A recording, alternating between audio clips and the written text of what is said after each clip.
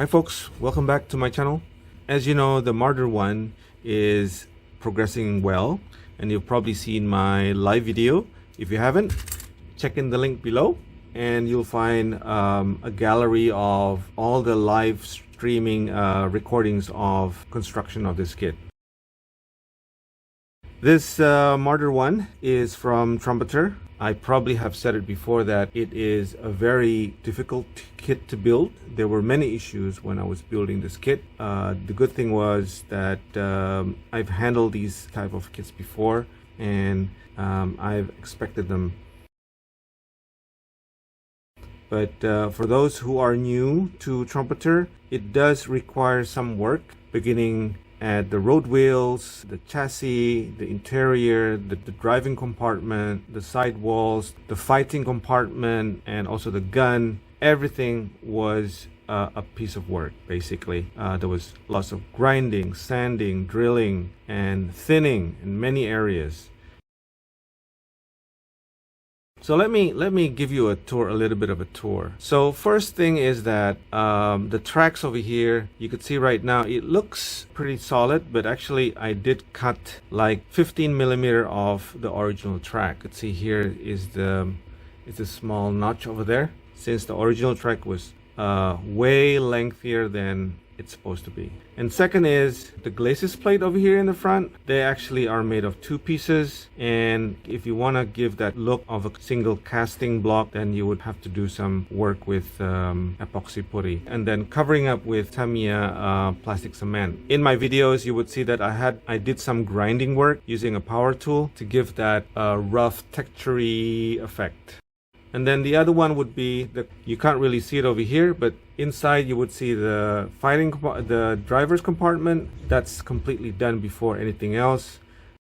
And then the fighting compartment itself, it actually consists of four major parts. One is the left shield, the right shield, the bottom part over here, and the main gun and shield in the front. And let me take this out for you. There it is. So you could see here a little bit better and how it is. So there was a lot of work on cleaning up the areas on each of the shield, the right and also on the left. Whether this is accurate looking at the images, I don't think they are. So bear with that in mind. So it is what it is, and for me it looks pretty good. For the gun itself, I think Trumpeter did a really good job on the 75 millimeter PAC 40. And the level of detail is quite impressive, and I think you just need a little bit of patience in cleaning out all the seam lines and whatnot, and then having them painted well, and I think that would work really good. For the base primer, I use Mr. Finishing Surfacer Black 1500, and that was given generously over the model kit. And for the basic color, I did like 3 or 4 passes of dark yellow. That becomes the foundation of it, and then gradually I mixed it up with buff to make it a little bit lighter. There was some critique about Tamiya's dark yellow being a little bit greenish in tint. I think by adding a little buff, that kind of solved part of the problem. For the washing, I use my regular mix of Panaline colors from Tamiya, put together inside a small tin, and then mix it up using enamel thinner. Now for the grime and some weathering stuff, so it's basically the product from Ammo Mig. They are enamel based, so if it gets a little bit thick, dilute them using regular enamel thinners.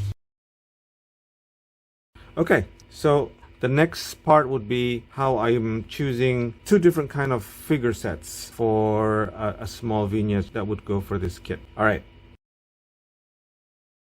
The first option I have is these German tank crew at rest. I'm not going to use all of them, but at least 2 of them that I think would work for the kit. So one of the scenes that I have in mind was having them somewhere in far behind the front line. So I guess the crews would be slightly resting, not in a fighting mode. So this is one of them. The first one is the standing person. The original piece that he's wearing a cap. So I thought I would make a hair of my own using epoxy putty. So the idea is to have the first one sit on the back of the vehicle, and then The other one would be like talking to him. And I also made drums and jerry cans that came from Tamiya accessory kit. They're probably talking to each other like that, and that would be it. A small vignette. The other option I have is probably more dramatic. This set is from Master Box, and it's called the French Resistance. And I will have at least 3 of them. So you get 2 French Resistance and 1 surrendering officer. That would be also an interesting setup. And the idea would be having the vehicle as a backdrop. So not necessary, since he's an officer, I don't think he would be driving this tank, and this seems to be like an abandoned German tank hunter. So like a trio standing together. The guy on the left is trying to reach out for the sidearm, and the guy on the right is kind of like grinning while looking at the newly captured prisoner. Something like that. So that's just kind of like the option. I haven't decided which one, so I'm going to make all of these 5 figures for this project.